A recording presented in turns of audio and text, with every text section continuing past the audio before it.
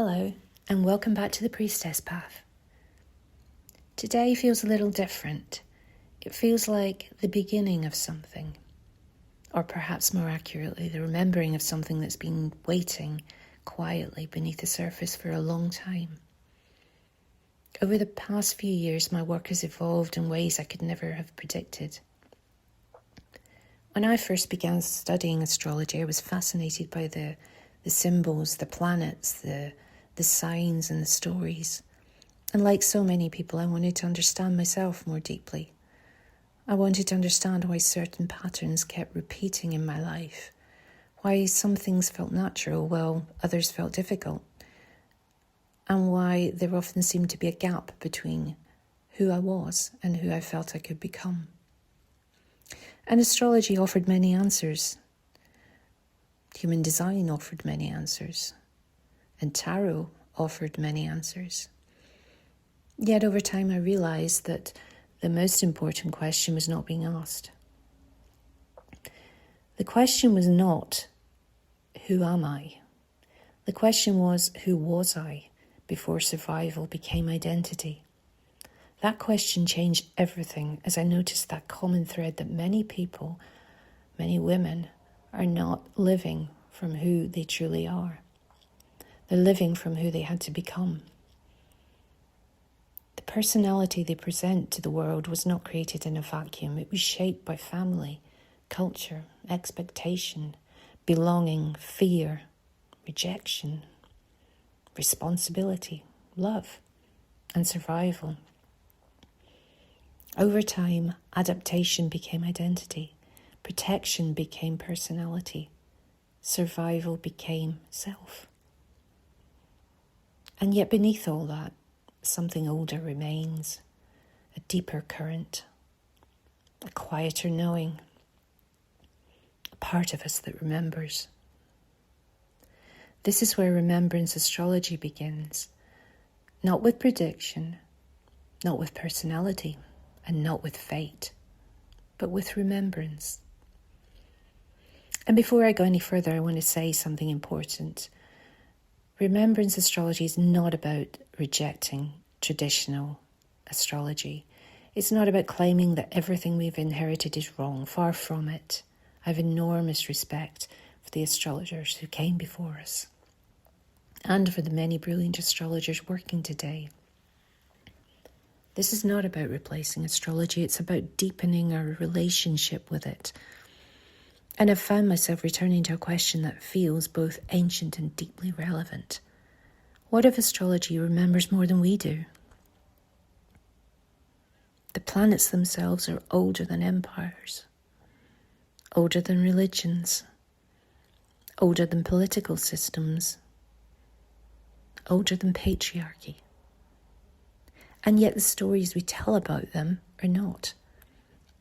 Every symbolic system passes through culture, and culture leaves fingerprints. As I've explored the themes of soul remembrance, inherited patterns, survival identities, and feminine awakening, I've increasingly wondered whether some of our architecture, some of those astrological archetypes, have become smaller than they once were. Not because the symbols changed, but because the lens through which we viewed them changed.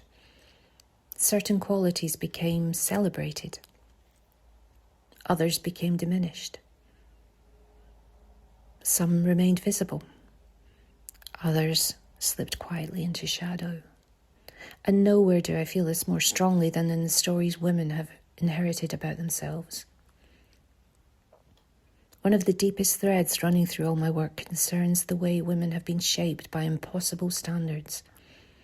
For centuries, women have been taught that empowerment means becoming acceptable to family, acceptable to society, acceptable to partners, acceptable to systems that were never designed with them in mind.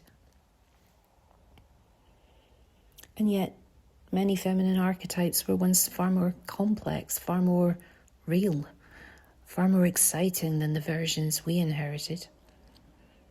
The wild woman became too much. The wise woman became intimidating. The sensual woman became dangerous. The angry woman became unfeminine. The powerful woman became threatening. The priestess became irrational, and the witch became feared. What strikes me is that feminine power was not always removed entirely.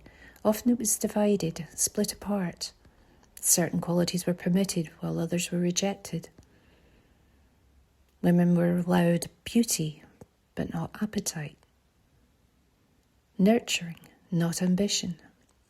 Grace, not rage. Sensitivity, not authority. Compassion, but not sovereignty. And the result was a sort of fragmentation. And increasingly I've become to wonder whether something similar has happened to our archetypes. Perhaps the acceptable parts remain visible, while the inconvenient parts slipped into shadow.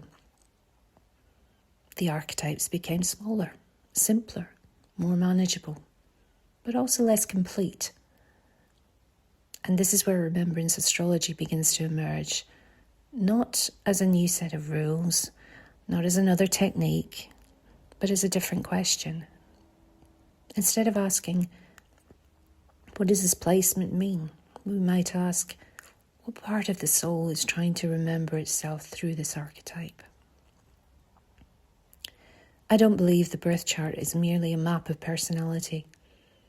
I believe it's a map of memory, and not memory in the ordinary sense, but soul memory, emotional memory, ancestral memory, archetypal memory. The chart doesn't tell us who we must become.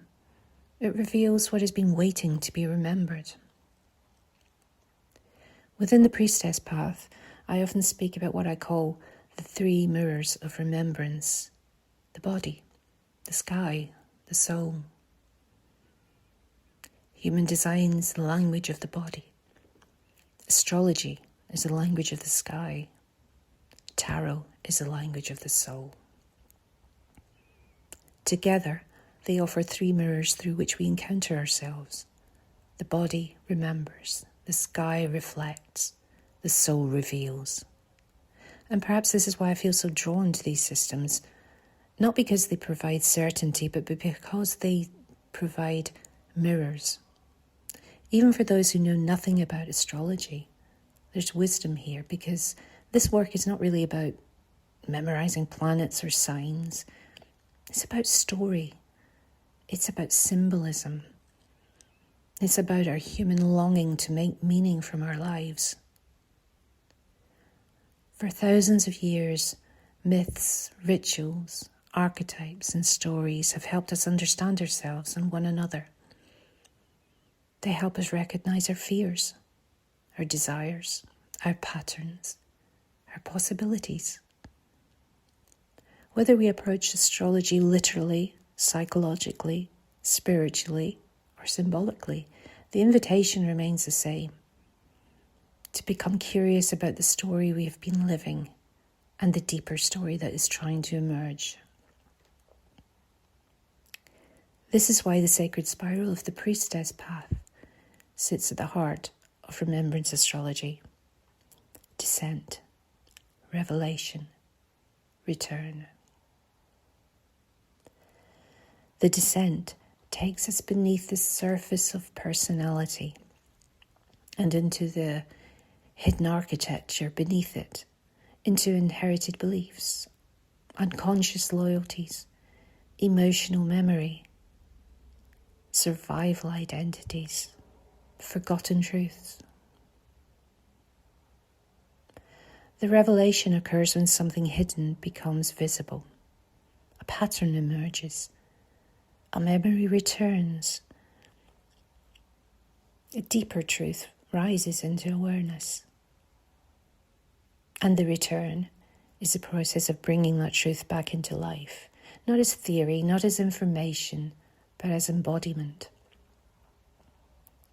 And this movement exists within every archetype, every planet, every sign, every house, every myth, every story.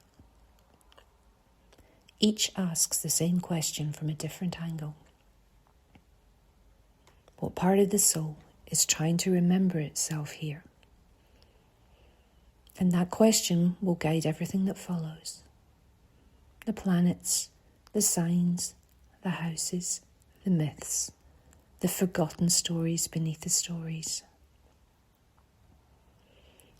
In the coming weeks and months, we'll begin exploring these archetypes one by one. And I'm going to begin with Venus. Not Venus as she's often presented, but Venus remembered. The goddess beneath the goddess. The archetype beneath the interpretation. The part of her story that may have been forgotten. And through her, we'll begin exploring a much larger question. What happens when we stop using astrology to define ourselves and start using it to remember ourselves? Because the birth chart is not just a map of who we are, it's a map leading back to who we have always been. Thank you for walking this path with me. Each Sunday, in the liminal space between one week and the next, the Priestess Path invites you to pause, reflect, and remember.